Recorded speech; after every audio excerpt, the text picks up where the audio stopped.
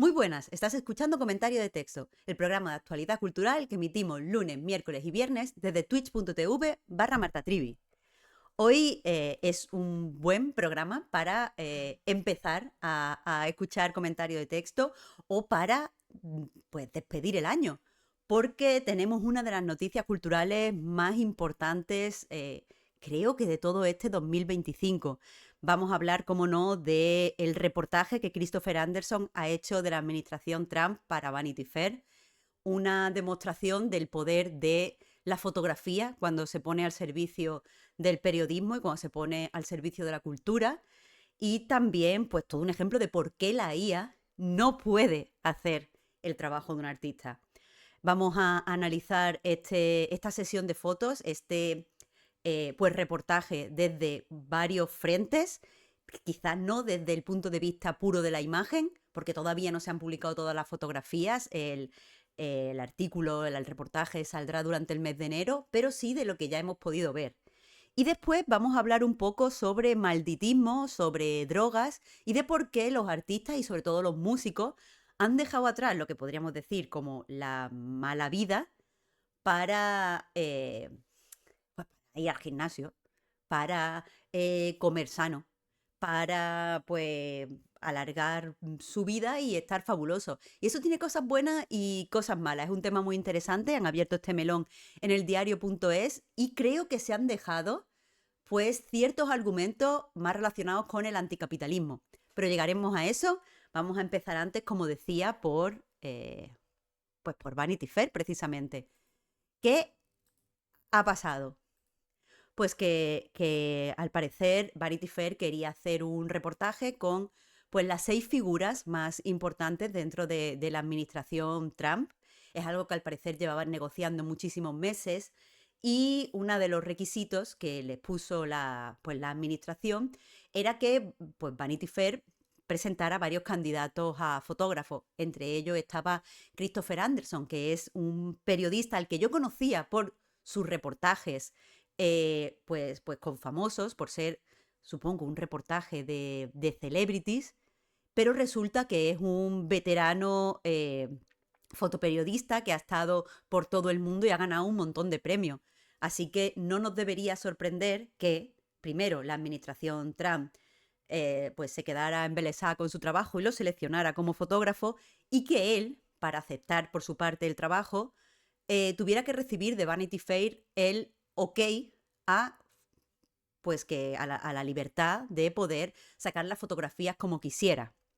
El reportaje, lo decía al principio, aún no se ha publicado en su totalidad, saldrá en papel durante el mes de enero, pero las primeras imágenes publicadas tanto por Christopher Anderson en su Instagram personal y por Vanity Fair en su Instagram personal, bueno, su Instagram corporativo, están haciendo bastante ruido. Hay gente y yo me sumo, ¿eh? Yo normalmente no me gusta caer en este tipo de, no sé, de halagos superlativos, pero hay gente que está diciendo que es el trabajo fotográfico quizá más importante de esta década. Y ya os digo, no suelo ser superlativa en esos términos, pero probablemente si no es el más, está entre los más importantes. Es un statement sobre el poder de la fotografía, un statement sobre la antipropaganda, sobre cómo combatir el agotamiento de las imágenes. Es tan extenso, tan importante, que pues hay que empezar con alguna forma. Os pongo en pantalla el Instagram de Christopher Anderson. Aquí está pues todos sus trabajos, tanto los que ha hecho como para publicidad, como los que ha hecho para pues revistas de famosos, igual que los que también ha hecho como fotoperiodista. Pero para poder ver la foto, porque yo no tengo cuenta de Instagram, nos iremos ahora a otra web donde pues lo veremos pues, sin la interfaz de Instagram. Antes de eso, creo que os tendría que dar un poco de contexto. Os he dicho que es un fotoperiodista pues bastante destacado y creo que entre el contexto que necesitáis saber es que hace unos años sacó un libro que se llama Stamp.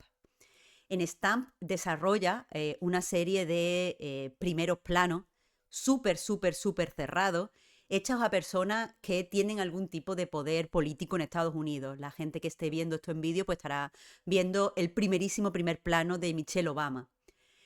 Con estos primerísimos primeros planos, lo que, bueno, según escribe él mismo en el libro, Christopher Anderson intenta pues darnos como otra faceta de estas personas. Aquí solo tenemos estos ejemplos, pero si buscáis, o sea, no quiero ponerlas yo, pero es muy fácil encontrar esta fotografía.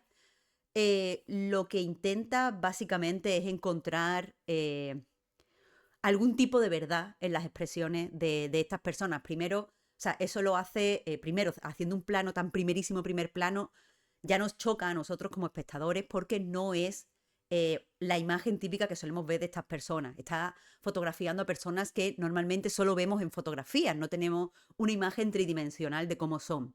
Y normalmente las fotografías que se le hacen tanto a los famosos como a los políticos son una serie de fotografías muy cuidadas, con una iluminación muy concreta, siempre con unos planos y con unas poses en las que esa persona se siente insegura.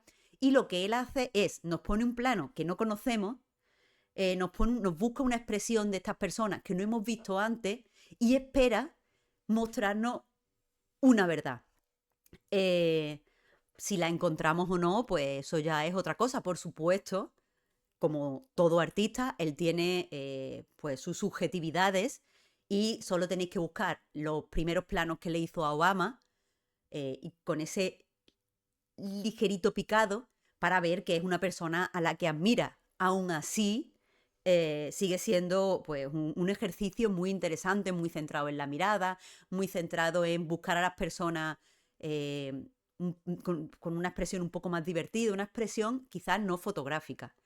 Otra cosa que ha dicho Christopher Anderson sobre este tipo de trabajo es que no intenta sacar a la gente bien. Él cree que su trabajo no es que esta gente salga favorecida o que salga desfavorecida en la fotografía. No busca tanto la belleza como, supongo, esto él no lo explica así, él dice que busca algo diferente, pero yo creo que lo que intenta es que nosotros, las personas que miremos con más atención, porque al final Michelle Obama la tenemos en la cabeza y supongo que tenemos ciertas poses, tenemos en la mente ciertos ángulos. Cuando nos presenta la foto, por ejemplo, que vemos en pantalla, nos obliga a mirar con más atención como si la viéramos de nuevo, a mirarle las cejas, a mirarle los ojos. Y está haciendo, pues eso, está haciendo un ejercicio de reconectar y de reactivar la imagen de estas personas. Aparte, es lo que dice Nurikop en el chat, parecen personas normales y no importantes. Eso me gusta. Claro, creo que eso es parte del ejercicio de... o sea, esa clave que tú acabas de señalar es muy importante para lo que ha hecho en Vanity Fair. Ahora lo hablamos, ponerle un pin a lo que ha dicho Nurikop. Pero aquí también está intentando buscar eso. Cuando digo que busca una verdad, es que intenta alejarse de la imagen extremadamente curada y perfeccionada que vemos de estas personas. Pero bueno, vamos al trabajo. Como veis, no tengo Instagram, vamos a tener que ver las fotos así que no le prestéis atención a Martin Scorsese que está por aquí, porque él no tiene nada que ver, aunque también esté fotografiado en blanco y negro y en un plano bastante cercano. Antes de ver las fotos, vamos a leer un poco qué es lo que nos decía Christopher Anderson. O sea, ha compartido una selección, supongo que sus favoritas, de su trabajo con la administración Trump.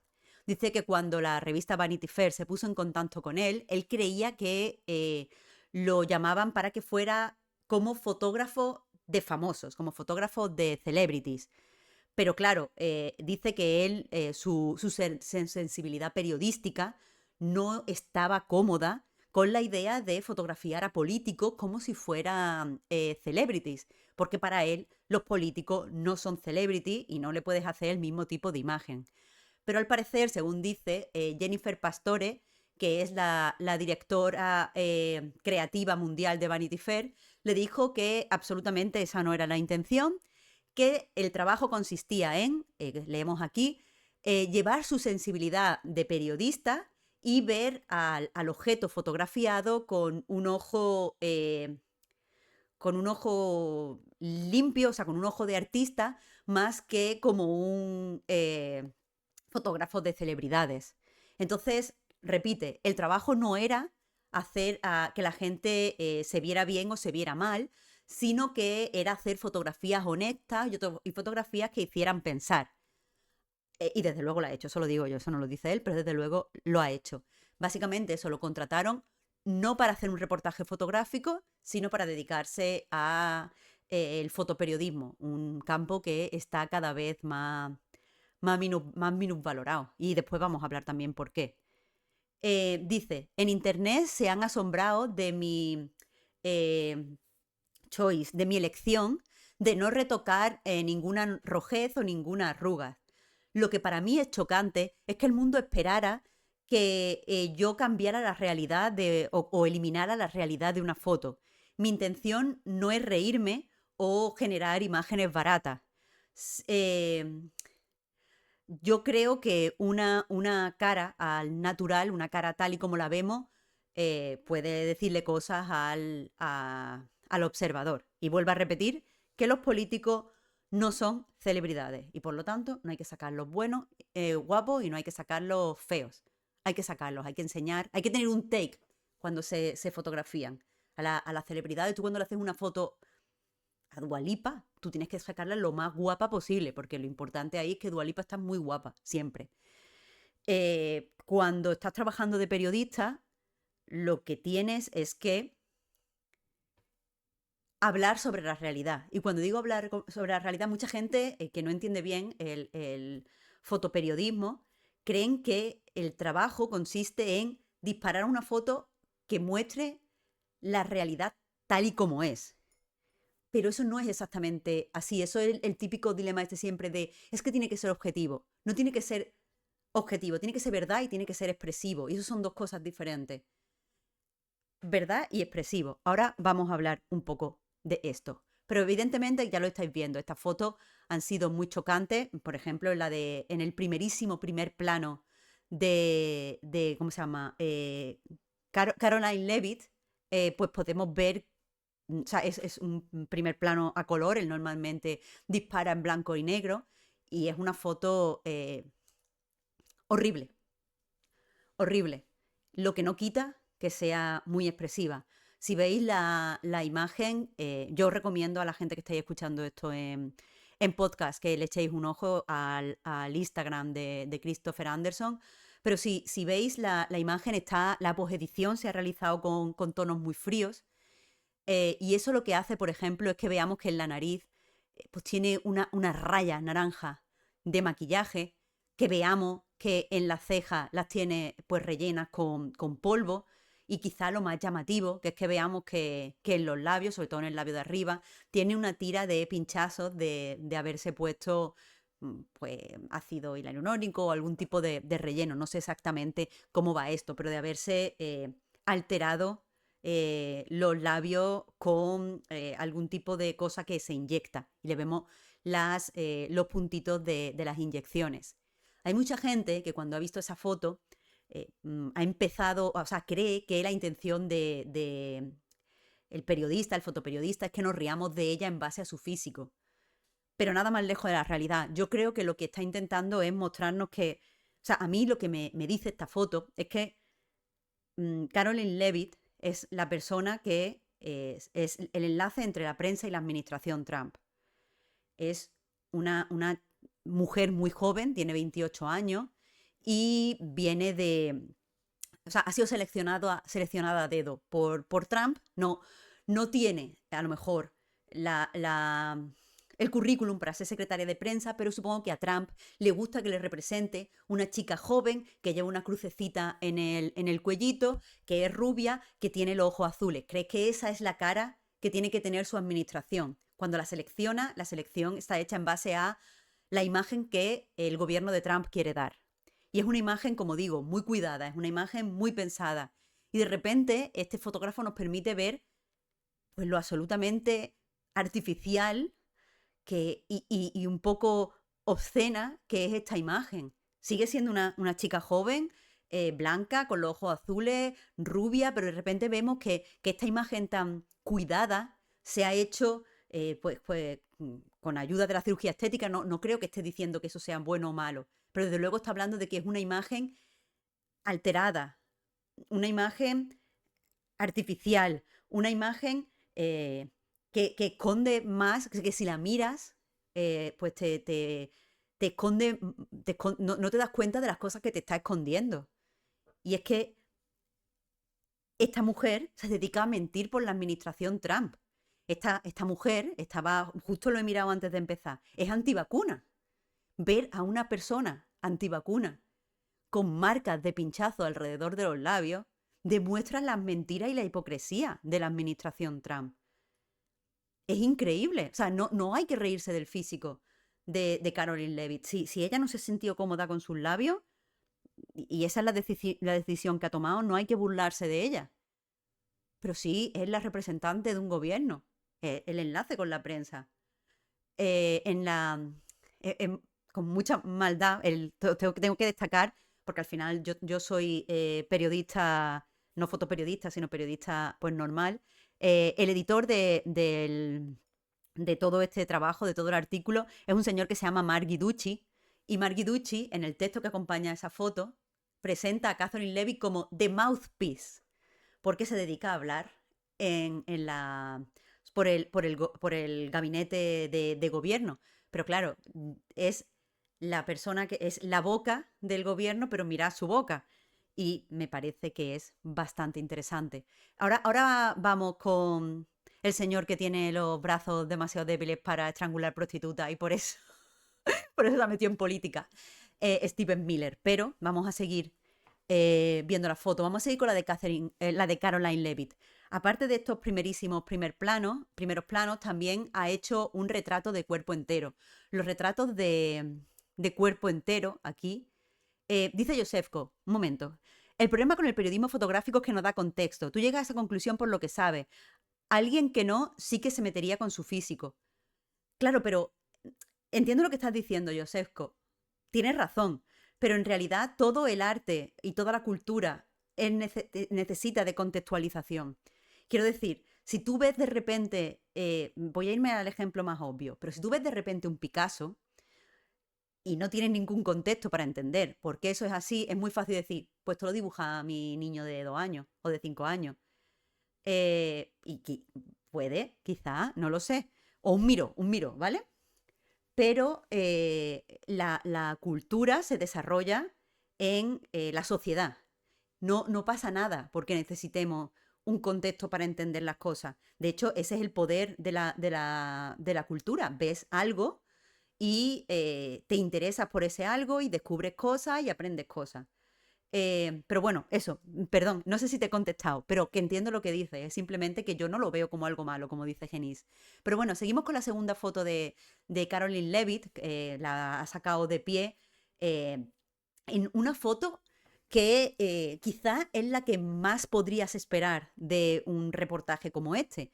Está metida por ahí la banderita de Estados Unidos, es una foto que quizá es la que está mejor encuadrada. O sea, tened en cuenta que todas estas fotos este señor es profesional, ganador de muchísimos premios. Todas estas fotos que tienen cositas raras con el encuadre están mal encuadradas al propósito, para darte mal rollo. Todas están muy oscuras, todas tienen unos filtros muy fríos. Y ten en cuenta que una de las cosas que ha contado Christopher Anderson es que hizo todo el reportaje en película, porque no quería tener que enseñarle las fotos a esta gente, quería disparar e irse. Entonces, la película tiende a ser más cálida. Todo esto es postprocesado. Pues el postprocesado ha quedado como muy frío, los encuadres son raros, algunas fotos están torcidas. Eso es algo que se ha hecho a propósito. Nos quiere generar más rollo, quiere que todo sea oscuro, quiere que todo sea cutre. Y ahora vamos a dónde va eso. Pero eso, la foto que os decía de Levitt, la hace parecer pequeña. El centro no está en su cara, tiene detrás una chimenea que solo se ve oscura. Vemos un montón de cosas que normalmente cuando fotografiamos a un político y estamos ante una fotografía de propaganda se alteran digitalmente. A mí me gusta especialmente el detalle de, ella tiene la mano apoyada como una especie de pues sillón. La bandera de Estados Unidos está arrugada. El sillón parece que se ha sentado alguien, no está aplanado. Se ve un trocito de la mesa. es como si estuviera parodiando una fotografía de propaganda. Y vemos que ella está entre dos lámparas simétricas. Lo de poner a alguien enmarcado entre dos cosas simétricas es básico en la fotografía.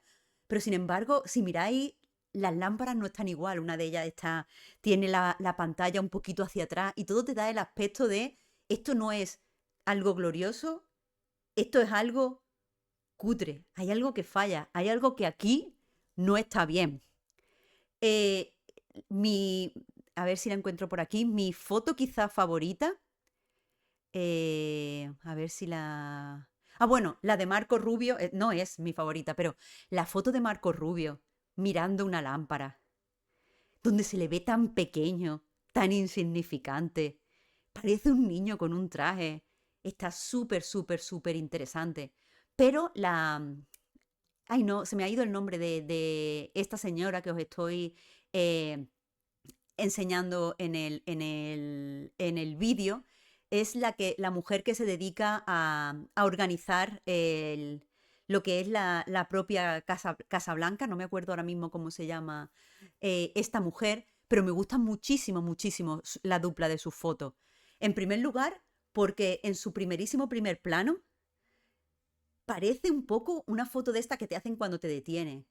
Está mirando directamente a la cámara, tiene los labios apretados como si estuviera enfadada, tiene los ojos excesivamente abiertos. Me transmite a mí la sensación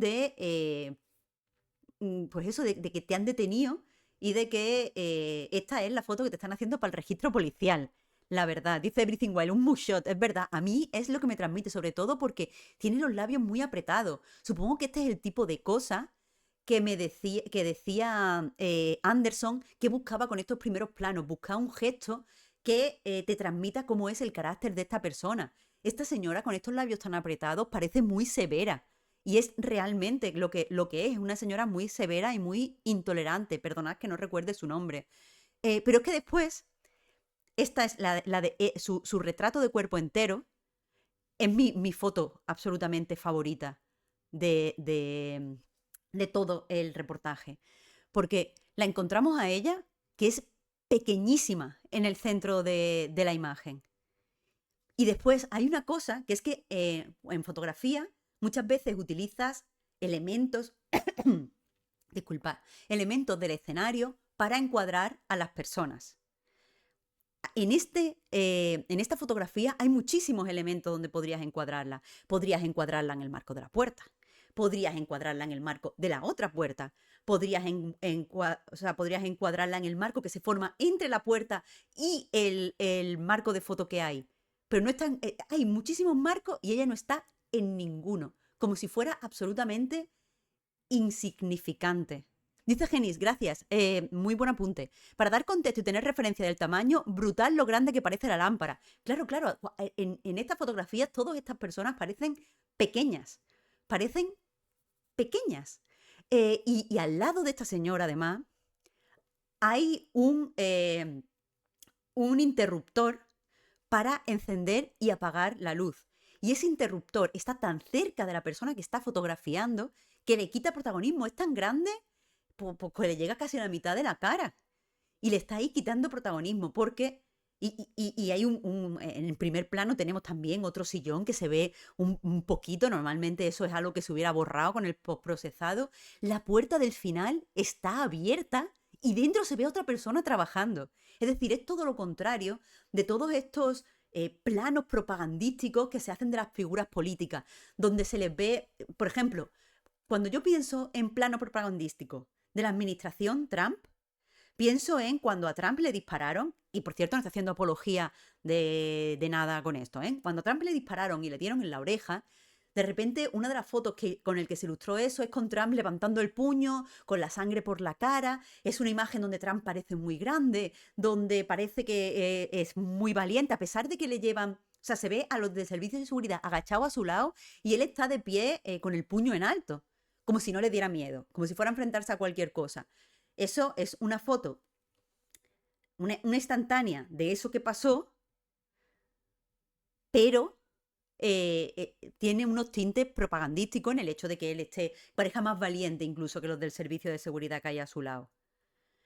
Y como dice Sorimi, es verdad, no me acordaba de eso, pero está la bandera americana de fondo. Aquí vemos todo lo contrario. Aquí esta señora la están haciendo una foto. Es una de las, según dicen en el artículo, en los extractos que han salido del artículo, una de las 6 personas más importantes en el gobierno de Estados Unidos. Uno de los gobiernos más importantes y más poderosos del mundo. Y la tienen aquí como si fuera una cualquiera y atrás hay otro señor, como, es que no sé si está llamando por teléfono, tocándose la carita, pero si agrandáis a la puerta de atrás, que está abierta, que es que cualquier otro fotógrafo lo hubiera cerrado, está abierta y las otras personas están haciendo su vida porque esta señora es insignificante. Me encanta esta foto. Y lo severa que está, ni siquiera está mirando a la cámara, está como mirando para otro lado con los labios apretados. Es increíble, es una foto increíble. No tan graciosa como la de Marco Rubio mirando una lámpara, esa por lo que sea me parece muy graciosa. Vale, aquí acaban. Pero eso, después tenemos el primerísimo primer plano de J.D. Vance, siempre digo DJ, ¿vale? Lo diré alguna vez, pero J.D. Vance, donde parece que está confuso. eh, no es un plano especialmente feo, quiero decir, pues tiene pecas, tiene venitas en la nariz, las cosas normal que tiene un señor de su edad. Pero parece eso confuso, una persona que no muestra ningún tipo, esta foto no tiene ningún tipo de carácter, no tiene ningún tipo de picardía, la que vimos antes de Michelle Obama, que salía como, no salía especialmente guapa, salía como haciendo un gestito con los labios, parecía algo picaresco, algo simpático, porque, de nuevo, repito, los fotógrafos, los fotoperiodistas son periodistas y también son artistas. Y cuando y los artistas tienen una intencionalidad artística, cosa de la que hablaremos ahora después para la IA. Pero eso, esta foto parece pues un señor, uno de los señores más poderosos del mundo, un señor que es claramente fascista y que es parte de un gobierno fascista y criminal, y está mirando la cámara con una cara de absoluta confusión. No lo sé. Ahora después hablaremos, por cierto, de la banalidad del mal. Recordad esta foto. Pero eso, Marco Rubio, de verdad, yo si fuera él denunciaría al fotógrafo porque vaya. El señor de seguridad al que saca es la foto que vemos más a la derecha. ¿No? Este señor no es que no sé cómo se llama, lo siento, se me ha olvidado. Lo miré justo antes de empezar porque no lo conocía, pero se me ha olvidado, disculpadme.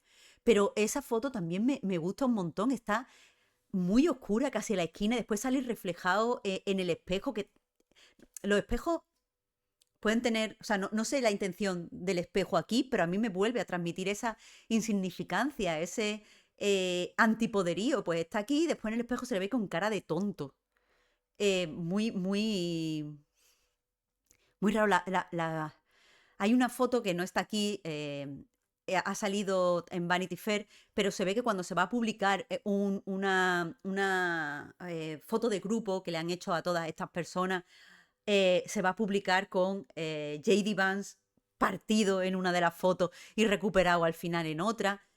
Evidentemente creo que el tema que nos quiere transmitir el artista es que, bueno, esta gente está haciendo mm, cosas malísimas. Este gobierno está siendo muy peligroso pues para las personas extranjeras, para la gente racializada, para la gente trans o disidente de género, si queremos ampliar un poco más el círculo. Está siendo extremadamente peligrosas para las mujeres, que no se nos olviden, que las mujeres en Estados Unidos son perseguidas si deciden abortar y, como dice Real Perry Mason, para el mundo en general. Pero son personas y es importante que entendamos que son personas, no para tener empatía hacia ellos, que no está mal tener empatía, también lo digo, pero no para tener empatía para tal, sino porque son personas y como son personas como nosotros, los podemos quitar de ahí de cualquier forma y poner a otra persona. Son patéticos. No son más poderosos que nosotros, no son más listos, no son más guapos, no son más tal. Son personas que están haciendo un trabajo horrible a la hora de dirigir un país y de tener poder. Dice cielo y nebla y yo lo amplío, y era uno de los puntos que quería tocar. Lo que más me gusta de esta foto es que apunta directo al ego de todos estos personajuchos y que les den en el ego donde más les duele. No solo eso, o sea, absolutamente de acuerdo con todo lo que dices, por supuesto, pero tenemos que tener en cuenta otra cosa, que es que el fascismo eh, Según, ay, ¿cómo se llama este autor? El que escribió, Humberto Eco, vale, según Humberto Eco, el fascismo recibe mucha fuerza de la imagen. Es decir, para el fascismo es hiperimportante eh, proyectar una imagen de poder y mantenerse en un equilibrio en el que la imagen que proyectan es de absoluto poder, pero las narrativas que cuentan es de no tener ningún tipo de poder. O sea, lo típico de eh, eso te muestras muy bien vestido, muy elegante, muy tal, muy cual, muy poderoso, pero después dices cosas como es todo culpa del gobierno anterior, es todo culpa de los inmigrantes, es todo culpa de no sé qué, tenemos que solucionarlo porque no sé qué, no sé cuánto. Entonces, mostrar que esta gente no es poderosa, o sea, recuerdo, voy a contar una anécdota muy tonta, ¿vale? Pero a mí siempre me hace mucha gracia recordarlo. Cuando estaba en la universidad, tenía un compañero de piso que se llamaba Sergio. Y recuerdo hasta un día, no estudiando, sino viendo la lista de Schindler en el salón y estaba pues tomando mis notas para cosas que estaba yo pensando de cine y tal. Entonces la estaba parando constantemente. Y viene Sergio, se queda así mirando la pantalla y me dice, eran muy malos, pero qué bien vestían los hijos de puta. Evidentemente estaba hablando de los nazis y los uniformes nazis. Y es verdad, pero porque tener esos uniformes, tener esa elegancia y tener esa proyección de poder es muy importante para el fascismo. Entonces, eh, está bien, es antifascista hacer este tipo de fotos y mostrar que esta peña es patética y pequeña. Es que me encanta la incidencia que hacen todas estas fotos en demostrar que son pequeños. No pequeños como bajitos, no pasa nada por ser bajito, pero son pequeños, son personalmente pequeños. Me gusta mucho el ejemplo que estabais comentando. No sé exactamente quién era, pero alguien ha dicho, mira la lámpara, Genís creo que era. Mirad la lámpara y comparar el tamaño de la lámpara. Son más pequeños que las lámparas, más pequeños que mucho más pequeños que el marco de la puerta. Son muy pequeñitos. Y nosotros no somos tan pequeñitos. Y eso está bien y es algo que tenemos que tener en mente. Uno de los esfuerzos que veo cuando dice Ángel Tomani, y claramente están desubicados, fuera de lugar. Gracias, efectivamente, se me ha pasado decir eso. Mucha gente está hablando de qué mal fotógrafo, está todo torcido, ¿por qué esto está tan oscuro? Es algo hecho a propósito. Si veis el Instagram bueno, las fotos que hace normalmente a los famosos, yo lo conocí hace poco porque hice un reportaje a Rosalía, también con un primerísimo primer plano, donde ella parece etérea y guapísima, porque ella es una celebrity y se le hace una foto de celebrity. Este hombre puede hacer fotos de las que todos estáis pensando, pero elige poner a estas personas descuadradas. O sea, la foto que os decía, con 33 marcos alrededor de la persona y la persona sin ningún tipo de marco. Está fuera de lugar. Esta persona está fuera de lugar. Y es chulísimo. Es chulísimo que se nos diga eso tan claro en una imagen. Pero bueno, ya que os he explicado más o menos el melme, quería un poco hablar de diferentes temas en relación a esto. El primero es que, como voy a ver un poquito, un momentito, el café está a -8 grados, está congelado. Pero bueno, el primero que quería hablar es que mucha gente está utilizando, eh, bueno, pues supongo que son gente que no está interesada en análisis cultural y muchas veces está comentando esas fotos en el sentido de reírse del físico de las personas que aparecen fotografiadas, de si las arrugas, y si las manchas en la piel, eh, lo de los labios de Caroline Levitt. No, evidentemente eso no es lo que hay que hacer, eso es lo más irrelevante de la historia. Pero sí que es verdad que tal y como decía Christopher Anderson, se espera por defecto que un fotógrafo quite las arrugas, que un fotógrafo quite las manchas, que un fotógrafo quite las rojeces. Y tendríamos que preguntarnos por qué, eso por un lado, y aquí no quiero entrar. Eh, Gordo Friki YouTube. Las puedes ver tanto en el Instagram de Vanity Fair como en el Instagram del fotógrafo que se llama Christopher Anderson. Su Instagram es Christopher Anderson Foto, para que lo tengas.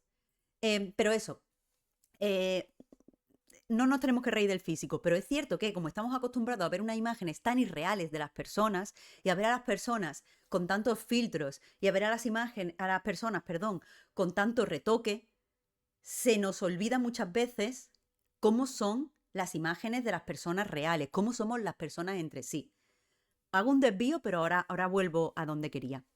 O sea, no sé si conocéis el famoso ensayo de Gia Tolentino en el que habla de la cara de Instagram.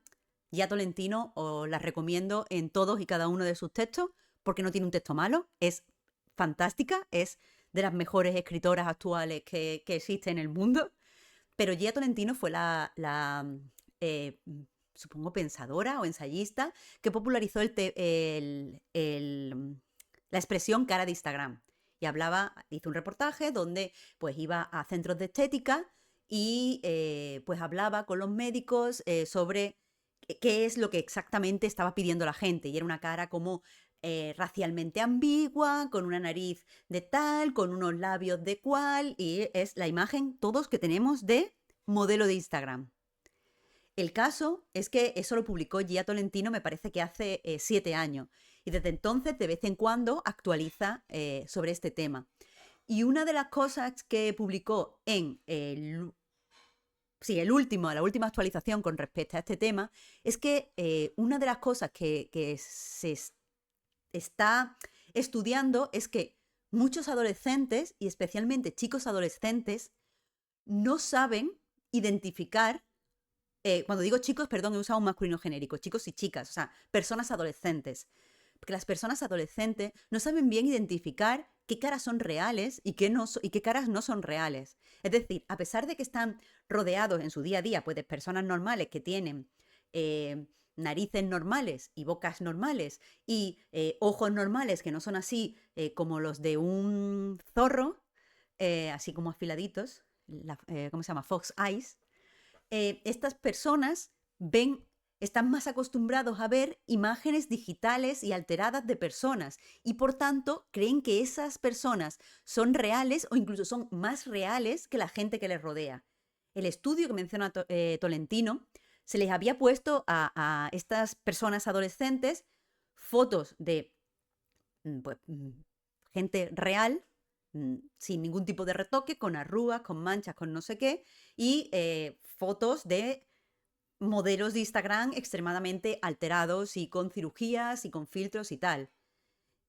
Y pues muchas veces pensaban que la persona sin filtro y tal era demasiado fea para ser real, o no se creían que tal, o las proporciones tal, o al verlas al lado de una persona irreal, la calificaban como menos atractiva de lo que la calificaban cuando no tenían al lado una persona falsa. Este artículo de Tolentino hizo muchísimo ruido, mucha gente pues lo comparó. Yo no creo que eso sea justo, esto no me parece científico, lo estoy comentando por curiosidad, pero esto no es científico, no lo toméis como científico. Pero mucha gente lo comparó con el hecho de que pues algunos pájaros que expresan atracción hacia unos plumajes de muchísimos colores muy llamativos, si veían colores artificiales y plumas de colores artificiales, dejaban de sentir atracción por pájaros reales y solo intentaban pues reproducirse con pájaros, o sea, ficticios con plumas excesivamente brillantes. Eh, no, eso no es científico, la comparación, pero sí es cierto que se nos olvida muchas veces cómo son las personas reales. Y aquí tenemos unas fotos que pueden ser poco favorecedoras, pero desde luego son de personas reales con defectos que tienen las personas reales. Todos y todas y todes tenemos poros, tenemos arrugas, tenemos partes de la cara que más rojas, tenemos pues todas las cosas que hemos visto ahí, venas en la nariz, pelos donde no tiene que haber pelos, pues todos tenemos eso así. Y sin embargo nos choca ver a políticos con las caras de las personas reales que tenemos a nuestro alrededor. Nos choca. Y eso es lo primero que me ha llamado la atención. Que dice Nuricósmero, tú Marta que tienes la piel de una diosa coreana. No voy a mentir que tengo muy bien la piel, pero no tengo cejas. Quiero decir, si nos vamos a ponernos a sacar defectos, yo tengo una enfermedad de tiroides y no tengo cejas. Así que, bueno, tengo un poquito, pero muy poquito. Así que se me vería, si me hicieran un primerísimo primer plano, se me vería el cartón, se me vería el cartón, en la ceja concretamente. Pero, pero el caso, lo que os iba con esto es que la intención de Anderson de enseñar a estos políticos como gente absolutamente real, a mí personalmente me ha remitido, un momentito, al concepto, os lo pongo aquí, al concepto de banalidad del mal. Es un concepto que está, o sea, lo definió la filósofa Hannah Arendt cuando, bueno, aquí lo podéis leer en un libro que se llama Eichmann en Jerusalén, porque ella es pues, una filósofa judía y se fue a Jerusalén a documentar el juicio contra Adolf Eichmann, un nazi importante. Y el caso es que en el libro, que por cierto es un libro muy cortito, es un libro sencillo de seguir, es un libro que recomiendo, leer. Pero básicamente lo que le sorprendió en este juicio es que ella esperaba, o sea, viajó a Jerusalén para... ¿Perdón? Dice Genin, no fue en Nuremberg toda la vida equivocado. No, pero el concepto de banalidad del mal también salió escribiendo sobre Nuremberg. No creo que esté tan equivocado. El caso, a lo que iba, es que ella viajó esperando encontrarse con un monstruo. Ella había leído las atrocidades en las que intermedió este señor y esperaba encontrarse con un monstruo. Y cuando llegó allí, se encontró con una persona real. Eh, una persona de carne y hueso. Que tampoco y esto lo escribe ella, porque estuvo allí, ¿vale? No estoy, eh, no estoy parafraseando ni nada. Escribe que literalmente tampoco era muy antisemita. Este señor no era especialmente violento. Este señor no había tenido delitos de odio antes del gran delito de odio. Y lo que le heló la sangre es que al parecer él había hecho todas estas atrocidades porque se lo mandaban. Porque, pues, es que alguien le decía que tenía que hacer estas atrocidades. ¿Cómo no vas a hacer estas atrocidades? Leo a Registerman. La teoría de Arendt sobre Eichmann como un simple funcionario que solo cumplía órdenes está bastante desacreditada, como disclaimer. No sabía que estaba desacreditada. Ella, en el libro lo expresa así, pero si me contestas, o sea, si me cuentas más, porfa, lo leo, que no me gusta dar desinformación en el programa.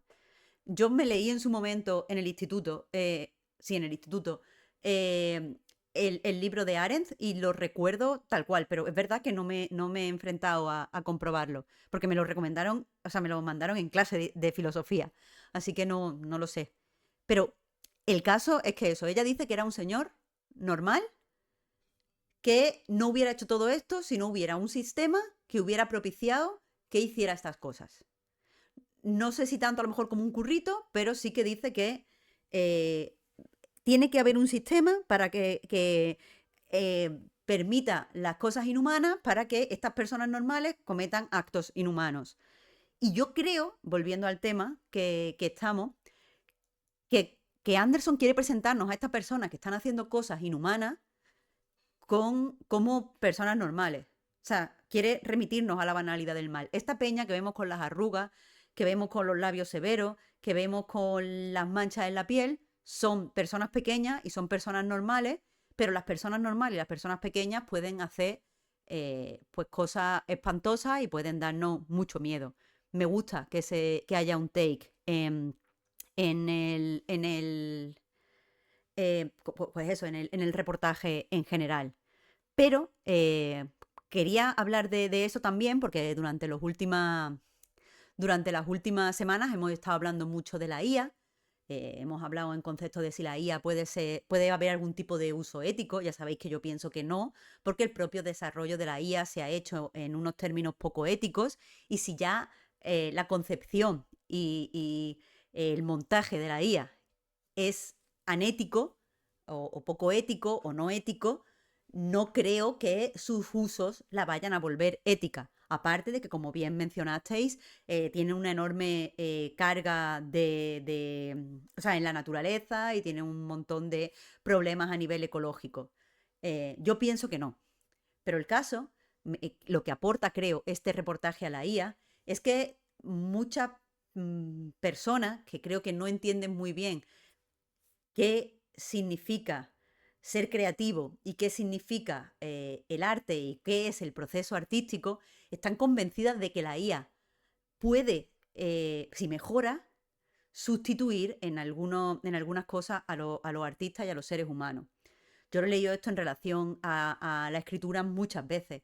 En el hecho de que, bueno, a lo mejor no está mal que se use la IA, pero si tú le dices que escriba un texto sobre las películas de fulanito o menganito, pues te lo puede resumir. Lo que yo hice el otro día eh,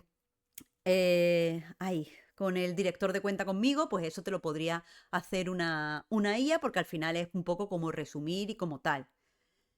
Y yo siempre discrepo con este tipo de ideas, incluso cuando son ese tipo de artículos, incluso cuando son artículos de las 10 películas mejores del siglo XX, porque cuando una persona creativa hace algo creativo, normalmente tiene una intencionalidad. Es decir, cuando un fotógrafo hace una sesión fotográfica, normalmente, si es un buen fotógrafo, bueno, incluso si es malo, eso no tiene nada que ver, quiere expresar algo. A lo mejor quiere expresar algo tan sencillo como Dua Lipa es guapísima. Y claro, pues le tendremos que dar la razón. Pero a veces quieren expresar otras cosas.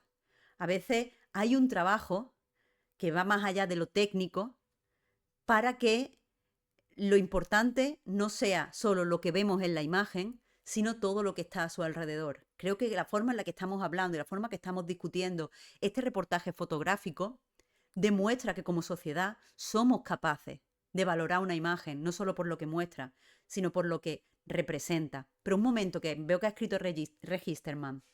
Dice, no estás desinformando para nada, la teoría siempre ha sido muy sugerente, pero aparentemente hay frases de Eichmann diciendo que si hubiera podido, hubiera matado a muchos más judíos, así como con saña. Aren siempre fue ideológicamente bastante escurridiza. Eso lo sé, eso lo sé. Pues, oye, muchísimas gracias por la aportación. Vamos, por enseñarme esto, lo interiorizo. Yo también me gusta que haya quedado aquí reflejado en el podcast. No sabía esa cita de Eichmann, la verdad me había quedado en el libro y se acabó. Pues tenemos que tener todos esto en mente. Eh, me, disculpad que os haya dado una información poco precisa. Aún así creo que el concepto de banalidad del mal, que viene de un libro poco preciso también, es lo que quiere reflejar Christopher Anderson. Así que bueno, dicho esto, pero muchísimas gracias Registerman por haber estado participando de esta forma en el chat. ¿Dónde me he quedado? Ah, en la IA. Jaja. Eso, podemos, o sea, muchas ideólogos piensan que estamos ahora, bueno, no piensan, esto es así, estamos ahora mismo en la era de la imagen. Incluso las redes sociales han cambiado para que nos expresemos solo a través de imagen. A la mayoría de la gente no le importa los captions de Instagram, lo que le importa es la foto. Tú puedes poner una foto de una playa y decir, hace 2 años estuve en la playa y alguien te va a decir, uy, estás de vacaciones, felicidades. Porque lo que importa es la imagen y solo la inmediatez de esa imagen, es decir, solo lo que expresa en términos en ese momento y no nos interesa como mucho más allá. Y esta misma gente, la gente que ve negativo que estemos en la era de la imagen, también dice que por estar precisamente en la era de la imagen y en una era en la que todos creamos imágenes y que las imágenes se copian unas a otras todo el tiempo, pensar la típica imagen de estoy desayunando y sale una tacita con un café y un platito y hay tostadas. Hemos visto esa imagen una vez, otra vez, reproducida 300 veces, como si los propios seres humanos fuéramos IA. Pues mucha gente afirma que eso hace que las imágenes, aunque están todo el rato alrededor de nosotros, aunque es lo que usamos principalmente casi para comunicarnos, las imágenes se están degradando, están perdiendo su valor. Antes a lo mejor la foto del cafecito pues reflejaba, o sea, expresaba tranquilidad, o expresaba he comido fuera de casa, o expresaba ciertas cosas, pero lo hemos visto ya tantas veces que se ha vaciado y ahora es ruido. El peligro con pues, pérdida de significado de las imágenes es que está afectando también muchas veces al fotoperiodismo. Cuando se estrenó la película de Alex Garland de Civil War, uno de los temas que más me interesó, escribí sobre eso, podía encontrarlo en mi blog, creo, en culturacanibal.com. Una de las cosas que más me interesó es que la situación que presenta alrededor del fotoperiodismo es absolutamente real. Ahí presenta como unos fotoperiodistas que tienen que hacer fotos para mostrar la verdad y que nadie se quede impune y que no sé qué. Pero lo cierto es que en las guerras actuales o sea, hay fotoperiodistas que hacen un trabajo muy valioso. No quiero quitarle a esos artistas para nada su mérito y no quiero infravalorar su trabajo. Pero la mayoría de veces que vemos las guerras actuales, las vemos en redes sociales a través de fotos que están, o sea, a través de imágenes, sobre todo vídeos, que han sido grabados por los propios civiles de la guerra. Cuando vemos un bombardeo, pensad, pues por desgracia, en Palestina. A veces vemos los bombardeos o vemos los estados de las calles porque las propias personas que viven allí han hecho fotos y las han compartido en redes sociales. Eso tiene cosas buenas y cosas malas. Está bien que podamos ver el punto de vista de los civiles que sufren este tipo de acciones, pero por otro, las imágenes se han convertido en algo indistinguible unas de otras, por desgracia, y eso no debería ser así. No debería, esto es cruel, pero por desgracia a veces vemos unas imágenes de un bombardeo y no podemos saber qué bombardeo ha sido, no podemos saber si es de este año o es de otro año, no podemos saber, no podemos contextualizarlo, es una imagen y otra imagen, que es una, o sea, el valor de esa imagen, por desgracia, es la misma que el de la foto del croissant y el cafecito.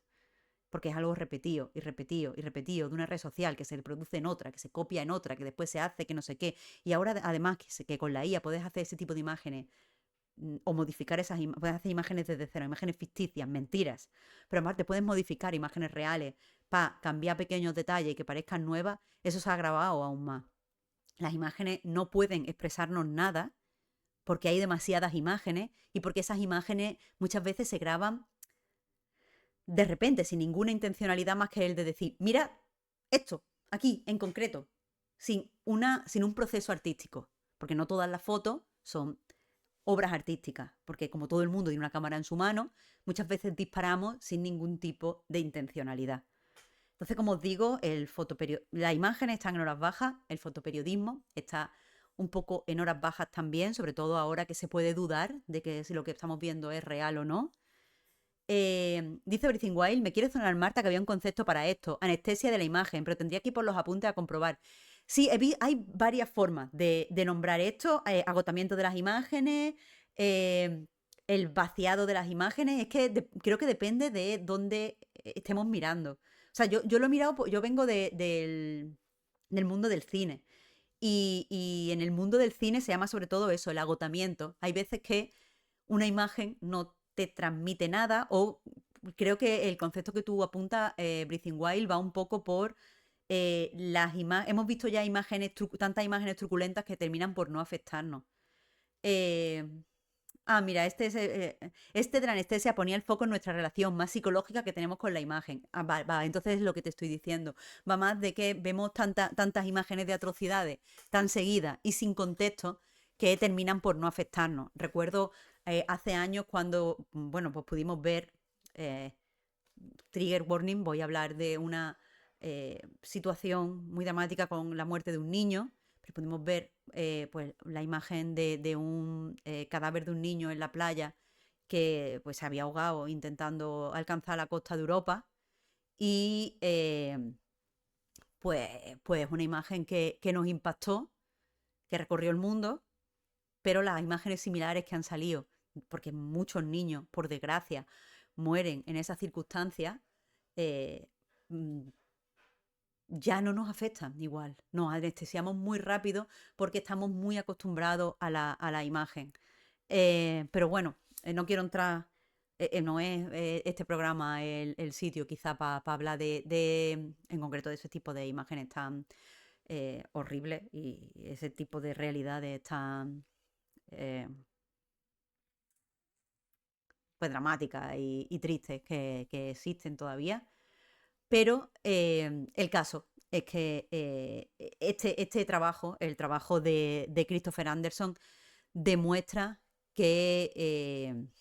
demuestra que sí que pueden hacerse cosas cuando el proceso artístico y la técnica y la intencionalidad y todo lo que queráis llamarlo, trabajan en la misma dirección. Porque el público está deseoso de ver imágenes expresivas. Nos encantan, somos seres humanos, nos encantan las imágenes, nos encanta el pensamiento, pero tienen que venir artistas, pues, yo creo que valientes y con el suficiente carácter y con la suficiente talento como para darnos este tipo de cosas.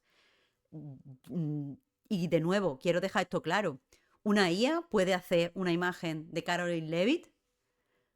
Quizá una IA pueda hacer una imagen de Caroline Levitt con marcas de pinchazos alrededor de la boca y pueda hacer un primerísimo primer plano. Quizá tú puedas forzarlo y hacer todo eso, pero no puedes enmarcarla en un reportaje con todo su... Por mucho que tú recrees estas imágenes con IA, aquí hay una intencionalidad de presentarte todas estas imágenes juntas para hacerte pensar.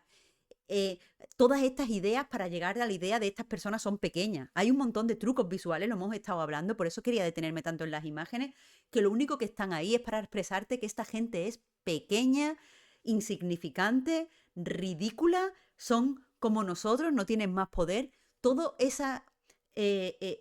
proceso artístico de Anderson está todo puesto al servicio del tema que él ha escogido. Eso es lo que nos puede hacer una IA.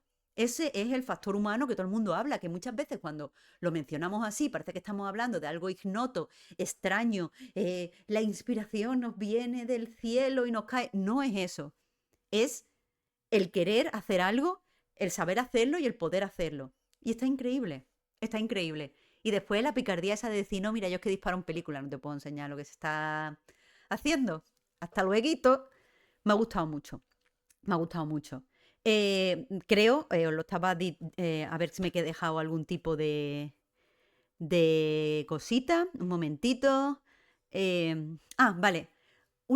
Siempre me gusta hablar del tema de la objetividad y la subjetividad, porque al final vengo del mundo del videojuego, vengo de hacer análisis de jueguitos y de que la gente me pregunte, pero objetivamente el juego está bien. Y es como, joder, yo no sé objetivamente el juego cómo está. Eh, Creo que ver este tipo reportaje nos recuerda la importancia de la subjetividad. La subjetividad, o sea, yo no creo que se pueda hacer una foto interesante que sea objetiva, como yo veo el de la imagen. Porque creo que la objetividad eh, no es, no es expresiva, no es sensual, no es atractiva, pero la subjetividad sí. Tenemos que empezar a poner en valor la subjetividad. La subjetividad y la mentira son cosas diferentes. No sé por qué en la sociedad tenemos esta idea de que si, por ejemplo, la crítica de una película es subjetiva, te está mintiendo o no es valioso. Pero no es así. Normalmente es lo contrario. Objetivamente, lo que se puede decir objetivamente de un videojuego, pues corre a 60 frames por segundo. Se desarrolló en 6 años.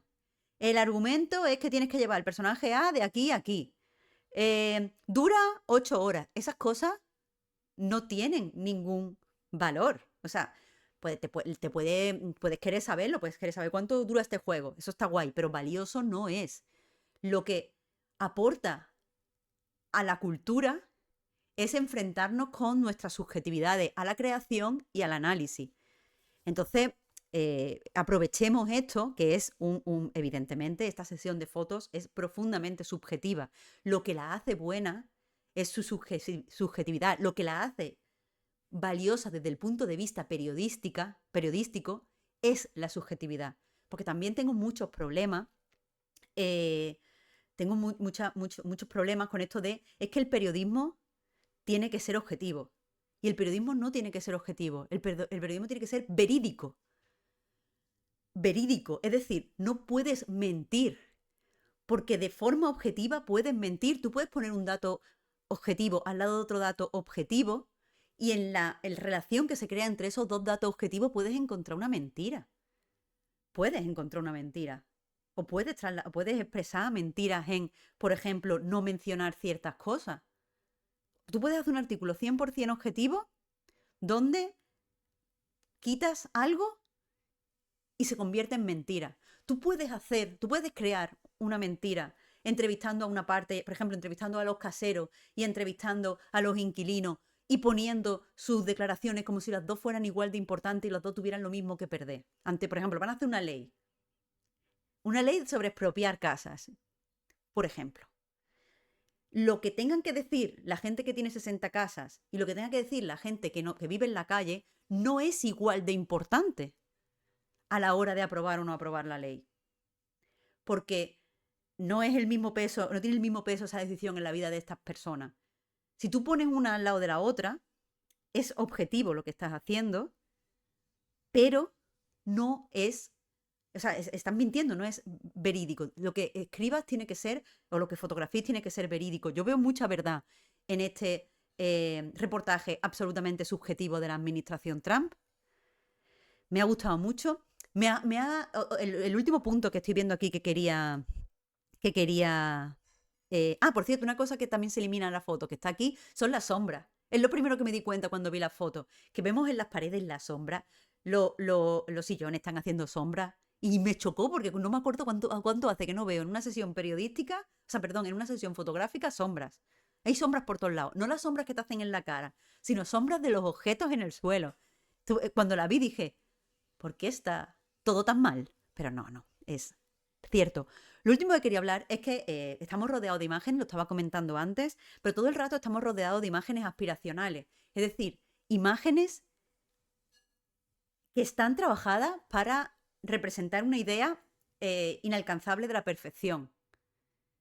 Y esa perfección irreal se puede relacionar fácilmente con las manías del fascismo, la verdad. En el sentido, momentito, que os leo y ahora os explico que esto es un temita. Real Perry Mason, Campofrío, que que es una empresa muy objetiva y nos dice que ser racista y antirracista es lo mismo y hay que estar en medio. Pues eso, por ejemplo, seguro que te dicen, no, pero es objetivo porque te pone, pues este señor es racista y este señor no es racista, pero se tienen que llevar bien. Y es como, bueno, no, eso es mentira. Eso es mentira. Eso es una visión del mundo que apoya a los racistas. ¿Qué objetivo es este? Es que es esto, tenemos que dejar de ligar objetividad y veracidad. Porque yo lo pienso mucho en relación a este canal. Yo sé que este canal lo vemos, somos cuatro gatos, ¿vale? Lo sé. Sé que yo no tengo peso en el devenir de las cosas. Pero de verdad me tomo muy en serio. Me acabo de quedar muy mal con haberos dado información poco precisa respecto a Hannah Arendt. Me voy a informar de esto, por supuesto, pero me siento mal porque yo creo que con respecto a ustedes, yo tengo una mm, pues, la obligación de ser lo más verídica posible. Pero eso no significa que a mí no me veáis los colores. Yo soy claramente anticapitalista, yo soy una persona de izquierda. Bueno, yo soy comunista. Entonces, bueno, yo siempre voy a hablar en favor de los sindicatos, pero cuando lo haga, os daré la información verídica que yo elijo subjetivamente por cómo yo soy. Genial, hasta luego. Pero no voy a ser objetiva. Pero no voy a mentir. Porque no quiero. Porque, ¿qué sentido tendría entonces estar aquí? Sería ridículo estar aquí si no. Dice Nagardien, dando ciertos datos y no otros se puede manipular la realidad aunque sean ciertos. Es que es así. Es que no nos damos cuenta. Odio a la gente esta de no, pero es que tienes que decir esto y decir también lo de los otros. Como, pero, ¿por qué? ¿Por qué tengo que dar estos espacios en favor a qué? No lo sé, no lo entiendo. Ángel Tomani, no puedo dejar de recomendar el documental La sal de la tierra de Wim Wenders sobre el fotógrafo Sebastián Salgado. Oh, apuntamos. A ver. No te voy a leer, Registerman. Bioluna. Ya ves, es que es muy interesante porque estamos muy acostumbrados a ver fotos sin luz dura ahora mismo, que es muy desfavorecedora. Todo se quiere suave, frontal y sin aristas. Ahí justo iba. Todo tiene que ser confortable. Todo tiene que ser agradable. Todo tiene que ser eso, aspiracional. perfecto. No nos puede perturbar ni llamar la atención, porque lo importante en este sistema capitalista es que pasemos de una imagen a otra, y las consumamos como si fuera un producto de consumo, sin que nos deje pozo, pasando de una a otra. Y entonces para eso no puede haber nada que sea discrepante, no puede haber nada que, no, sobre todo, que no puede haber nada que no entendamos. Creo que como sociedad en este momento, mi de esto personal, no tengo datos, opinión subjetiva, es que no sabemos como público, estoy hablando de cine y estoy hablando de videojuegos aquí, que son las únicas cosas en las que yo puedo hablar con cierta relativa contundencia. Pero creo que no sabemos entender cuándo, no sabemos cómo enfrentarnos a las cosas que nos descolocan. No estoy hablando, por supuesto que no, que he visto la cita que ha hecho Breathing Wild. No estoy hablando de cosas racistas, ni veo un comentario tránfobo. Eso lo que hay que hacer es pegarle una patada en el boquino a quien la haya dicho. Lo que estoy hablando es, por ejemplo, las vanguardias. Ver una serie de imágenes que nos seducen pero no las entendemos. ¿Qué nos quiere decir? ¿Qué significa esto? Y muchas veces como espectadores no sabemos lidiar con no estar entendiendo, con no estar... mm, pues, con eso, con no estar en nuestra zona de confort en el sentido artístico cultural, de nuevo, no estoy hablando de nuestra zona de confort, de no querer tener al lado a un señor machista. Y la verdad es que como cultura necesitamos eso, y para crear cultura, para crear vanguardia, necesitamos eso, cosas que sean raras y nos hagan pararnos y pensar si estas fotos de Vanity Fair hubieran sido las típicas fotos que esperas de unos políticos, Catherine Levy apoyada así un poquito en la mesa, guapísima, el Steven Miller pues con su chaqueta hecha de piel humana puesto así en la pared, pues si me das esas cosas que espero, no me hubiera parado a verlas. Pero de repente me mete sombra y los ángulos están mal y las fotos están muy oscuras. ¿Y por qué son tan frías? Y de repente estoy pensando, ¿quiénes son esta gente que estoy viendo aquí? Son desagradables y oscuros y turbios y son insignificantes y pequeños. Y ahí está, eso es lo que necesitamos, ese tipo de incomodidad. Así que dice que Winston, espero. Totalmente, el arte debería querer enseñarnos visiones que jamás hemos tenido de la vida, pero a su vez todo el arte debe ser comercial y contarnos lo que ya sabe y nos hace sentir bien, la paradoja. El capitalismo, desde luego. Estoy contigo, estoy contigo. Dice Genis, pero también es porque no eran obvias, las fotos parecen malas. Si en lugar de eso fueran súper maquillados, pero maquillados mal, rollo los Juegos del Hambre, pues la gente habría pillado. Es cierto, esto es un poco más sutil, porque tiene que haber algo en la foto. Ya digo, conmigo fueron las sombras, pero tiene que haber algo en la foto que te detenga, ya sea el encuadre, ya sea la luz, pero creo que usa suficientes cartas, Christopher Anderson. Creo que está muy bien. Voy a ir cerrando el tema. Como veis, estoy muy interesada en este reportaje. Voy a intentar, de hecho, si puedo, comprarme la revista el mes que viene. Creo que es la típica cosa que me va a gustar. No soy coleccionista de nada, ¿vale? Pero es la típica cosa que creo que me va a gustar tenerla guardada. Me ha gustado que esto pase eh, mientras yo puedo charlar de cultura con ustedes. Me da la sensación de que este es el tipo de reportaje que vamos a recordar dentro de muchos años, que se va a hacer una película de cómo se hizo la sección fotográfica, que cuando con justicia juzguemos a todas estas personas que están haciendo cosas atroces, porque las vamos a juzgar tarde o temprano. Cuando estas personas se sienten en un banquillo y por fin como sociedad podamos hablar con libertad y mm, no sé, con el conocimiento que da mirar hacia atrás, vamos a ver estas fotos y las vamos a encontrar increíbles. Me encanta, me encanta. Pero leo a Bioluna. Dice, esto que dices me recuerda muchísimo al libro de Byung-Chul Han de la salvación de lo bello, Marta, donde habla de las corrientes de arte contemporáneo que no nos incitan a nada y no nos incomodan, como la obra de Jeff Koons, cuando el arte debería enfrentarnos, provocarnos, incluso hacernos daño, entre comillas. Pero es que es verdad, es que el problema es que si todo es cómodo, si todo es confortable, si todo, sobre todo si todo lo entendemos, porque creo que el problema real es que entendemos todas las imágenes que vemos y no tenemos que prestarle atención. Entonces vamos viviendo sin prestarle atención. Lo que decía, la imagen de la taza de café y el croissant ya no significa nada. Ya la tenemos tan procesada que vemos como quien oye llover. Entonces, si estamos haciendo algo artístico, necesitamos que la gente que mira, mire de verdad. Tenemos que hacerles mirar. Y para hacerles mirar, tiene que picar su curiosidad, porque no se entienda todo con solo una mirada rápida.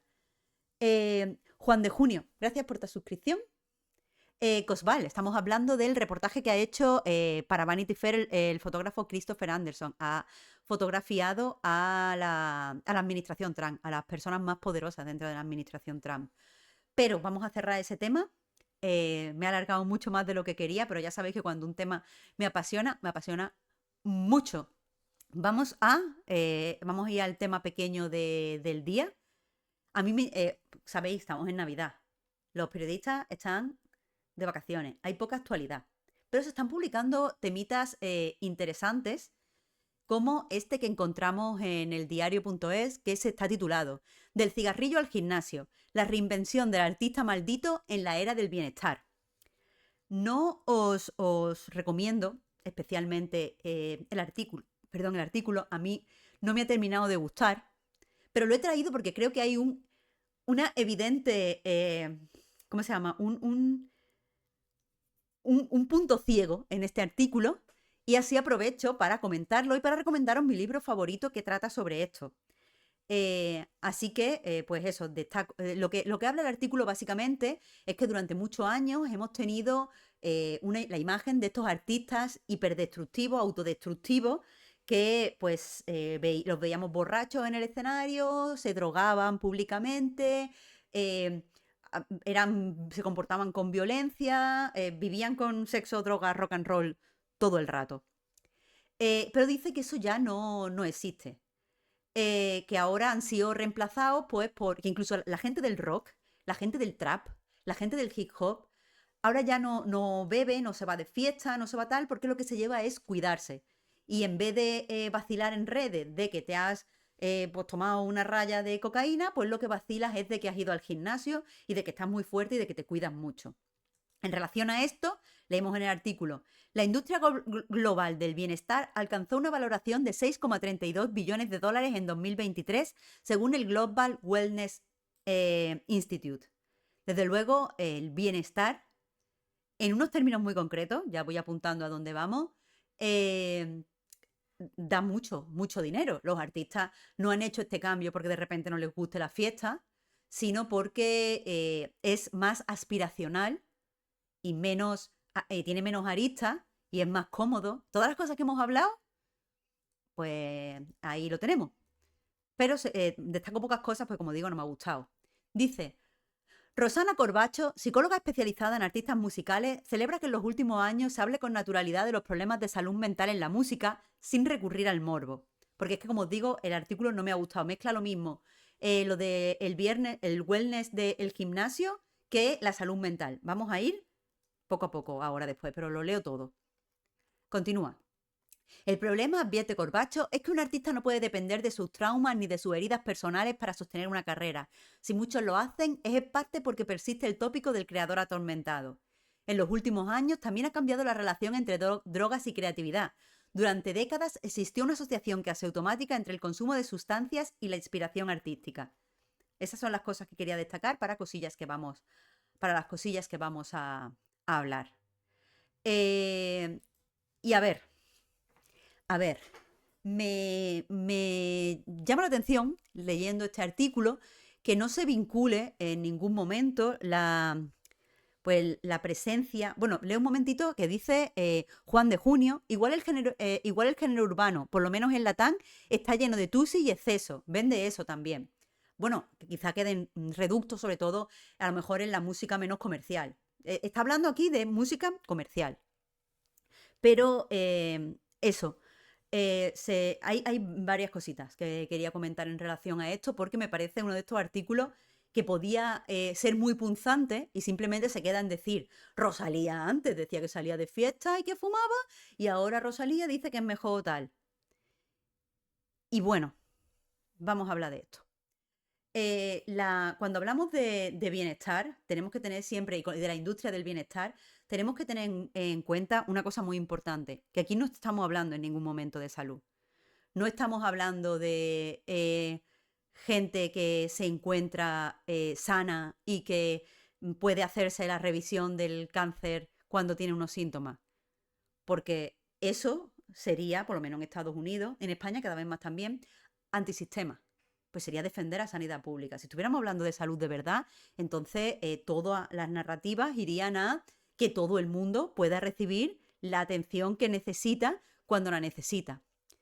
Pero no estamos hablando de eso, como digo, estamos hablando de una cosa estética. Estamos hablando de la imagen de la salud, no de la salud real.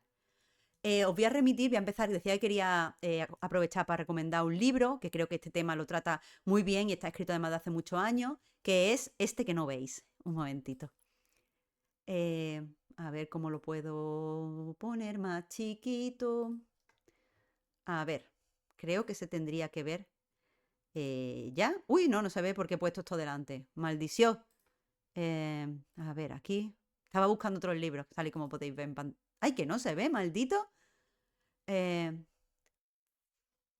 vale, bueno, pues es Causas naturales, cómo nos matamos para vivir más, de Bárbara Ehrenreich.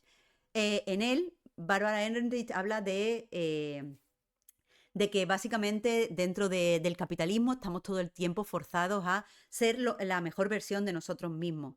Todo el rato en la rueda de la rata. Esto es algo que empezaron a hacerles, o sea, que el capitalismo empezó a hacerle a las mujeres, que todo el tiempo tenían cositas que mejorar, pero que ahora pues lo hace a toda la población.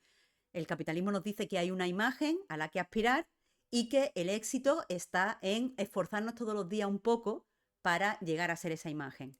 Pero claro, queda muy mal esto de decir, para demostrar, para tener una imagen de éxito en el capitalismo, simplemente tienes que verte sano, pero no necesariamente estar sano. Y esto significa que tienes que tener un cuerpo delgado, tener un cuerpo tonificado, tienes que exhibir ese cuerpo tonificado con este tipo de ropa, tienes que tener esta apariencia en el pelo, tienes que tener esta piel sin ningún tipo de marcas y tienes que hacer todo lo posible por conseguirlo. Eso significa que tienes que gastar en productos, gastar en presentación, todo este tipo de cosas.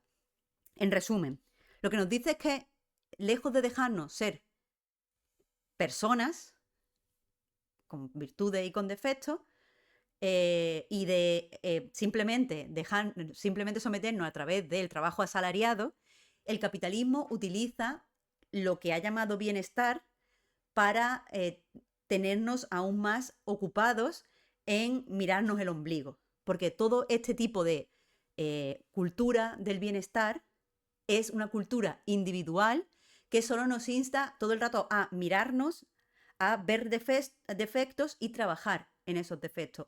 De nuevo, no tiene nada que ver con la salud. No vamos a mirar si pues no es una de estas para que la gente se haga un análisis de sangre gratuito todos los años y para que no haya colas cuando necesitemos ir al médico y para que se meta más dinero en la investigación del cáncer.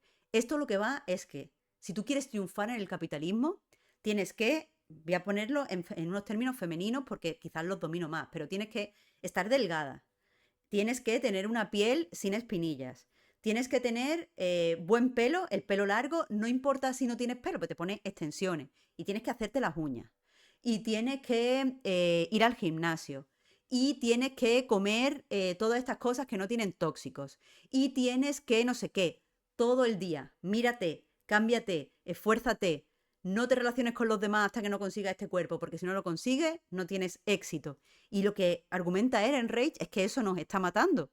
Nos está matando porque, evidentemente, está mal fumar, Pero también está mal, está todo el día estresado con qué como cuando voy al gimnasio, qué defectos tengo, no puedo salir con mi amiga. Porque yo he estado ahí, ¿eh?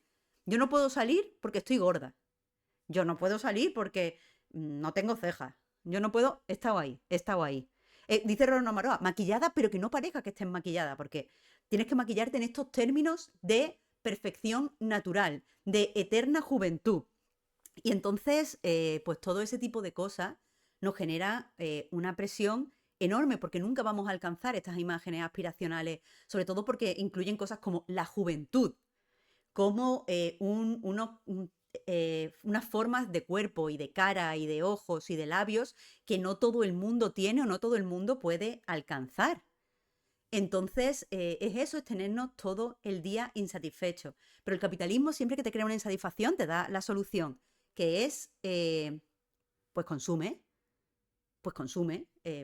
págate un gimnasio, cómprate ropa de gimnasio, cómprate unos tenis y ponte extensiones. Y es que a lo mejor te tienes que hacer láser en la cara porque tienes marcas de haber tenido espinillas cuando eras adolescente. Y los dientes, límate tus dientes y ponte una funda nueva, más blanca. Y los labios, pues ponte no sé qué. En el pelo, un recubrimiento de... No me acuerdo cómo se llama esto, de Botox. Y si tienes más de 30 años, pínchate, porque estás perdiendo la grasita de bebé y se te van a meter de esto para adentro. Y así todo el día.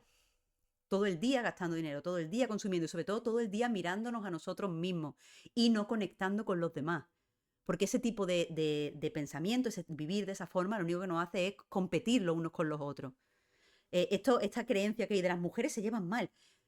Pues detrás de eso solo hay en que nos han dicho que una mujer es mejor que otra según cómo se vista, según el cuerpo que tenga, según tal. Pero también les pasa a los hombres ahora, porque esa presión se ha exportado de las mujeres a los hombres.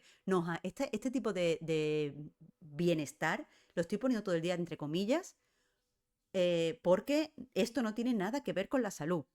Yo quiero que todos estemos más sanos y todos podamos acceder a la sanidad cuando la necesitamos, en los términos en los que los necesitamos. Aún recuerdo que yo en mi vida solo he necesitado una vez una ambulancia y esa ambulancia no llegó. Así que no sé yo el bienestar que me quieren vender a mí. Yo sé que ese bienestar no es real porque la ambulancia no llegó. Así que, bueno, bueno. El caso es que tenemos que tener eso en mente. ¿Por qué los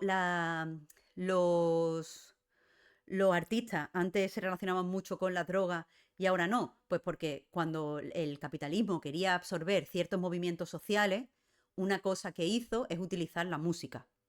Entonces, ahora después hablamos de eso, por cierto. Pero espera, leo a Violuna. Violuna, esto me da pánico. Todo esto de las rutinas de ser that girl, que se puso tan de moda con rutinas de las 5 de la mañana, el cuerpo pilates, vestido con X ropas de X marca, porque no todas valen, o sea, terror. Incluso el tema de los propósitos, de cuando lees eso de la ultraproductividad, es paralizante. Es que quiere ser paralizante. Me encanta lo que dice, por ejemplo, de la ropa. Bárbara Ehrenreich dice que ahora se ha puesto de moda. El libro es un poco antiguo, ¿eh? Creo que es del 2019, si no me equivoco. O del 2018, del 2019. Vale, pues una cosa que dice es que el leisure wear, o sea, lo de ir en chándal y en mallas todo el día, eso es una forma de poner en valor el cuerpo que no necesita nada. Es decir, la ropa es absolutamente pegada. Enseña la forma que tiene tu cuerpo. Muestra que no se te mueve nada cuando andas, cuando giras.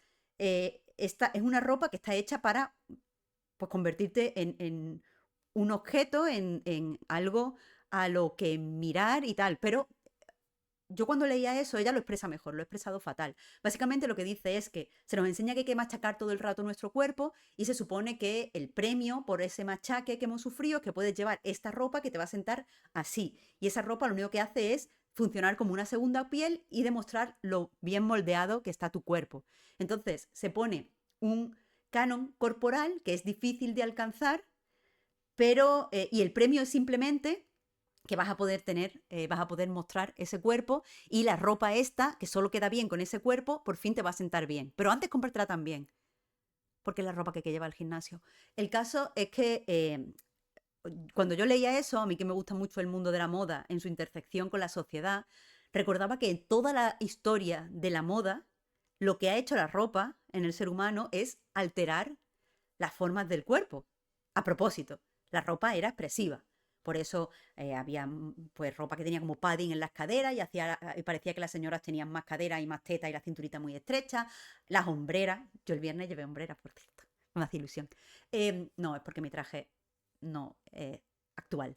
Pero las hombreras tenían la sensación de hacer el cuerpo como si fuera este silueta que se puso tan de moda en los 80 de hombros poderosos y después como si fuera un triángulo con un vértice que es donde serían los pies. La típica moda de llevar debajo de la falda una especie de armazón que te hace tener, por ejemplo, un culo y una parte trasera pues muy voluminosa. Todo este tipo de cosas se hacían con la ropa y la ropa era una forma de expresarte y de crear fantasías y de crear sobre todo siluetas. Eso en el mundo de la moda se llama siluetas y cada época tiene una silueta asociada. Ahora no hay siluetas. Ahora hay tu cuerpo que se ve, o sea, tu cuerpo tiene que ser todo lo que hay. Tu cuerpo tiene que valer por sí misma. La ropa no te puede ayudar.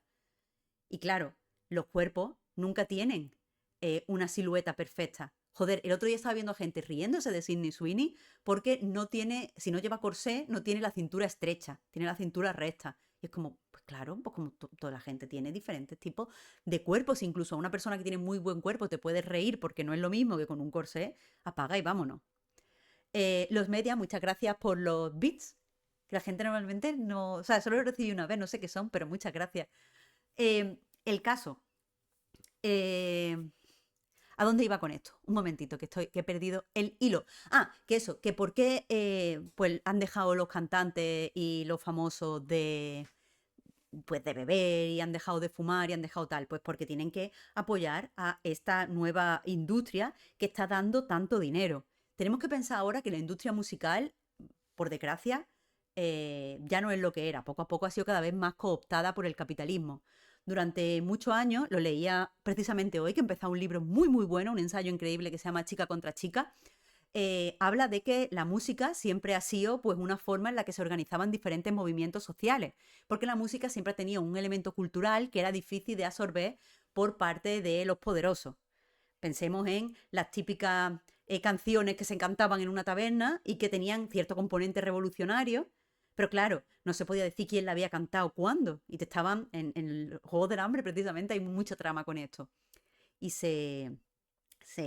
la música siempre ha sido así, o lo típicas personas que a lo mejor pues se convertían en una minoría perseguida y tenían ciertas canciones para identificarse. La música siempre ha tenido ese componente, pero cuando llega el capitalismo tiene que hacer rendir la música y crear famosos alrededor de la música, pero tiene que eliminar pues, todo ese componente un poco revolucionario. Y lo que hace es crear a gente que se dedica a la música bajo los intereses que quiere reflejar. Cuando los músicos empiezan a tomar droga, lo que se quiere es hacer un tipo de conexión lo más inofensivo posible con ciertas culturas en donde la droga estaba presente.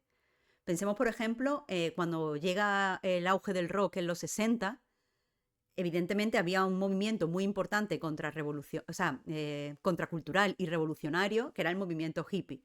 Quien interese más sobre el potencial revolucionario del movimiento hippie, le recomiendo que vaya a Mark Fisher, que ha escrito mucho de esto, pero él dice que el único momento en el que de verdad en Estados Unidos podía haberse producido una revolución era cuando los hippies, pero perdimos esa oportunidad, porque en el movimiento hippie pues había cosas como la ruptura de la familia tradicional, el fin de la monogamia, desposeer, o sea, quitar la propiedad privada, esta serie de cosas estaban presentes en el movimiento.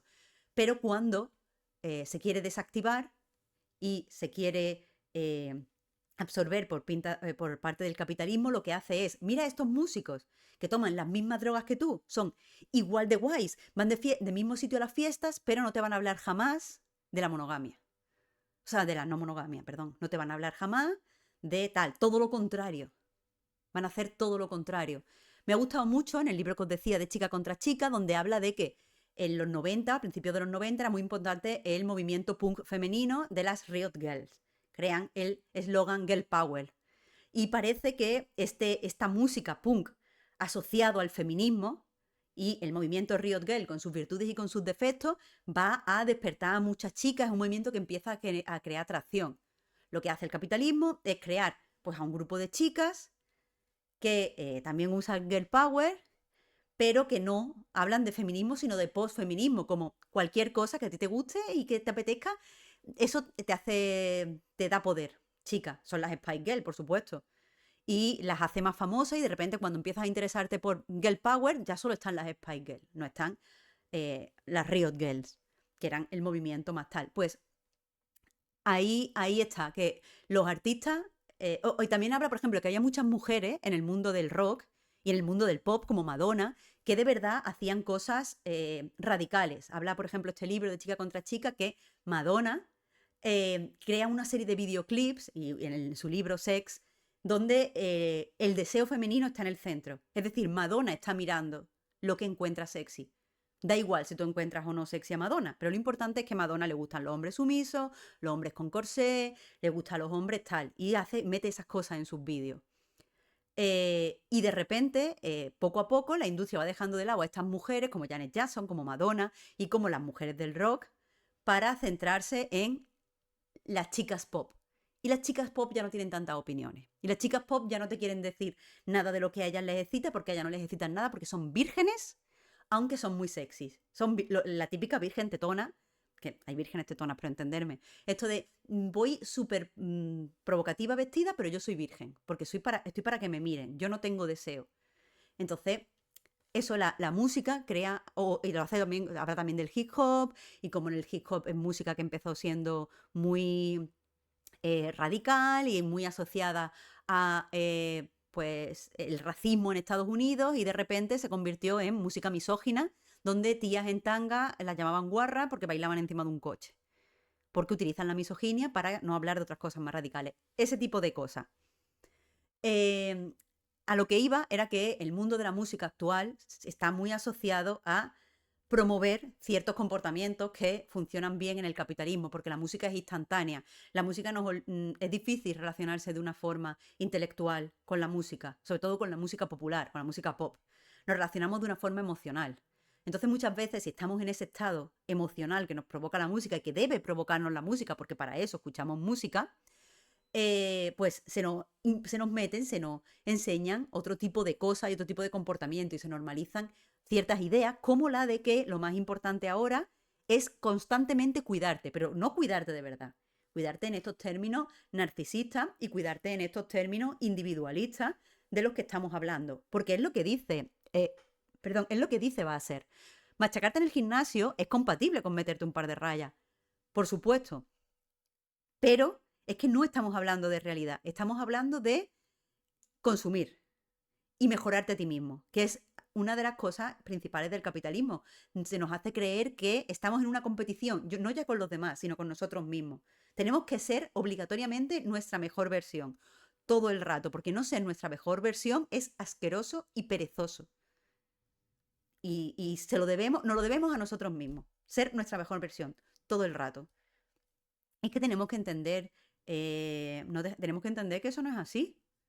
Entonces, esto es lo que hay detrás, perdonad, esto es lo que hay detrás de lo de que por qué ahora se cuidan los cantantes, por qué Rosalía, pone aquí una cita de una canción de Rosalía. Dice, ya no bebo, ya no fumo, no consumo y lo presumo. Pues es que es lo que te está vendiendo. Otra cosa, ya que como digo, es que este texto da muchos bandazos por no meterse en el anticapitalismo, es el hecho de que ya se está cayendo el mito de que para crear y para ser creativo hay que sufrir y tener problemas mentales, y de que hay que consumir droga. Eso no es así. Pero sinceramente, eso no ha sido así. O sea, eso no es así, pero que quiero decir, eso no es algo que esté promoviendo la industria musical, eso es algo que estamos promoviendo socialmente. El hecho de que se esté luchando, por ejemplo, contra las masculinidades más tóxicas, está haciendo que muchos hombres sean capaces de hablar de salud mental, estén dispuestos a pedir ayuda alrededor de la salud mental. Los avances del feminismo a razón de hay que creer a las mujeres, está haciendo más sencillo que las mujeres que antes no pedían ayuda porque pensaba que no le iban a creer, accedan a esa ayuda que necesiten. Y por supuesto, y aquí es donde lo quería llevar para poder cerrar el programa con un poco de dignidad, después de tantas vueltas que he dado, es que el análisis cultural es precisamente lo que nos ayuda a entender que los artistas no son seres mágicos que llegan a la inspiración de una forma secreta y que no necesita, la droga te ayuda a acceder al plano de la realidad donde está la creatividad. La creatividad es algo que se ejerce cada día. La creatividad y el proceso creativo es algo que hay que poner en funcionamiento. Pero ahora, y esto es lo que quería llegar al final, porque creo que de nuevo está en el ángulo muerto del escritor de este texto, para ser creativo, para llegar a un bienestar real, es decir, no al bienestar que se ve, sino a la salud y al bienestar real, lo que necesitamos es tiempo, lo que necesitamos es que no haya estrés, lo que necesitamos es comunidad, lo que necesitamos es todas las cosas que nos niega el capitalismo. Entonces, si de verdad esto nos preocupa, si de verdad somos personas que decimos la salud es lo principal, mm, creo en mi opinión personal que deberíamos ser anticapitalistas. Es a lo que iba. Ahora veo tanta gente, veo como la derecha, la ultraderecha en Estados Unidos, está utilizando el tema de la salud y el tema del bienestar, el come sin toxinas, contacta con la naturaleza, no te metas químicos o este tipo de cosas que son unos acercamientos individualistas y que no valen para nada, simplemente porque todos nos sentimos. O sea, la take de Bárbara Ehrenreich, el libro que os decía antes, es que todos nos sentimos mal. También es la tesis del libro Malestamos, publicado por Capitán Swing, escrito por dos personas aquí en España. Nos encontramos mal, todos nos encontramos mal, porque estamos mal, estamos enfermos de trabajar, estamos enfermos de cómo funciona la sociedad. Entonces, vamos a concentrarnos en el bienestar real, no en el bienestar de tener abdominales. Eso no tiene por qué simbolizar salud. Pero el no tener ataques de ansiedad, el tener tiempo para estar con tu familia, el poder tener tiempo para estar mirando al techo y para pasear y para hacerte la comida, ese tipo de cosas son las que generan bienestar. Entonces vamos a intentar, creo, es lo último que quería decir, no hablar todo el rato de ir al gimnasio, ir al psicólogo y todo este tipo de soluciones individualistas que nos proporciona el capitalismo. Vamos a coger estas cosas y vamos a intentar transformar la sociedad de verdad. No queremos parches individualistas, queremos soluciones, queremos estar sanos, queremos estar bien, pero no como estos artistas. Queremos estar bien de verdad. Así que ahí nos quedamos, esa es lo que quería decir.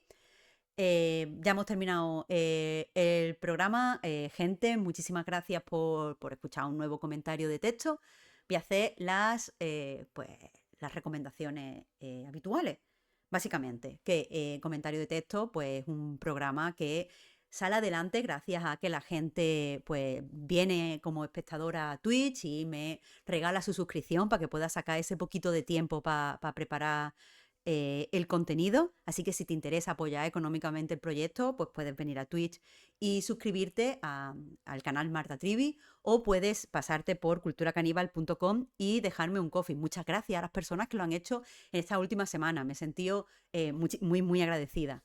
Pero si no puedes, no quieres o no te apetece apoyar el proyecto económicamente, hay muchas otras cosas que puedes hacer. Puedes suscribirte al podcast en Spotify, en iVoox, en Google Podcast. Sí, en Google Podcast también, en Apple Podcast. Puedes darle un like a un episodio que te haya gustado de forma especial. Puedes valorar el podcast en alguna de las plataformas o simplemente recomendar, pues si te gusta, puedes recomendárselo a alguien. A mí me haría ilusión. Más allá de esto, solo nos queda un especial, o sea, un programa antes de terminar el año. Va a ser un especial sobre las listas y qué cosas positivas y negativas tiene relacionarnos con la cultura en base a seleccionar las 10 cosas que más nos ha gustado del año. Lo grabaremos próximamente Alberto y yo, pero sin nada más que decir, simplemente desearte a ti que estás escuchando esto, feliz Navidad, próspero año nuevo y que disfrutes si tienes unos días tranquilos, que te cure un poco de la enfermedad del capitalismo. Hasta la próxima.